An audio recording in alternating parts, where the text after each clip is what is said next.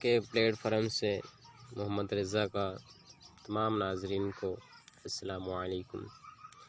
उम्मीद करता हूँ कि तमामी हज़रात खैरियत से होंगे। आज का हमारा मौजू है, टॉपिक है, मिर्ज़ा कादियानी एक नंबर का नालायक इंसान था। तो इसमें कोई शक नहीं कि वो पढ़ने लिखे में नालायक था, और वैसे भी देखा जाए तो नालायक आदमी ऐसी हरकतें कर सकता है, क्योंकि ये चीज़ें इनकी किताबें में लिखी हुई हैं। इनके जो मिर्ज़ा कादियानी के जो हवारी थे और जो इसके मानने वाले थे, मुरब्बी थे इसके, उन्होंने अपनी किताबों में ये चीज़ें नकल की हैं।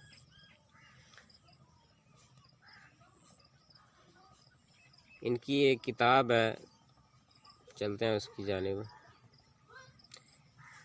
ज़िक्र हबीब है उसका नाम, और उसके मुसन्निफ़ हैं मुफ्ती मोहम्मद सादिक।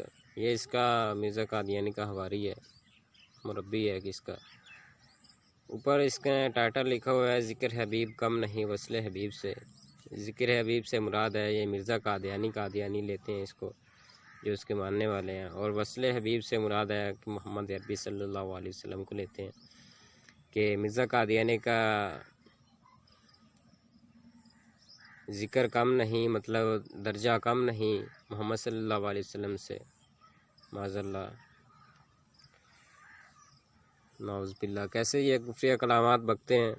और जैसे कि हमारा टाइटल है कि मिर्ज़ा कादियानी एक नंबर का नालायक इंसान था, तो उसे पढ़ने लिखने का जो ना शौक़ होता था, और बाद में जब चीज़ें उसकी समझ से बाहर होती हैं तो उसको फिर जो है ना तर्क कर देता था। ऐसे ही उसे अंग्रेज़ी पढ़ने का शौक़ हुआ। तो ये आपके पैराग्राफ आपके सामने है। एक दफ़ा हज़रत मसीह को ये ख्याल हुआ कि आप अंग्रेज़ी ज़ुबान सीखें। अंग्रेज़ी हरूफ को आप पहचानते थे, तो इसने दूसरों से लिखवाया कि इसके जो लिख के मुझे पेश किए जाएं, और जैसे जैसे इसको टाइम मिलता था उसको देखता था, और फरमाया कि बस अब और कोई शख्स ना लिखे, क्योंकि दिल भर गया था, नालायक इंसान था, उसको कुछ याद तो रहता नहीं था। और इसी तरह पर ये सारी इंजील मुफ्ती साहब लिख कर मुझे दें, और इस इंजील को कभी भी रात के वक्त फुर्सत पाकर देखा करते थे। लेकिन कुछ अरसे के बाद एक दिन सैर में फरमाया कि मुझे ख़ुद अंग्रेज़ी पढ़ने का इरादे को तर्क कर दिया है। मैं वही बात आज आपकी खिदमत में की है पहले, नालायक इंसान को कुछ याद तो रहता नहीं। तो आगे कहता है कि ताकि ये सवाब हमारे अंग्रेज़ खां दोस्तों के वास्ते मखसूस रहे।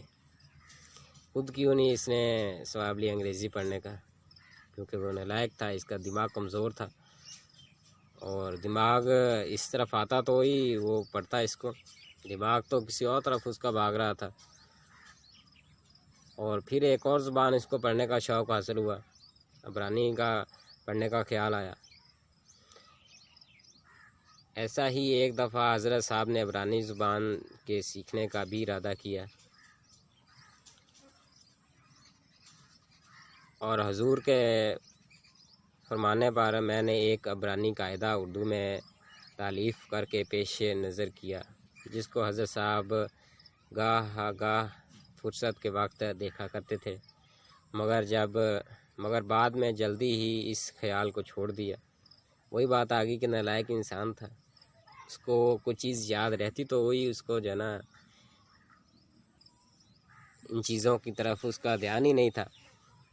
वो तो बस पागलों की तरह एक चीज़ की तरफ ही भाग रहा था।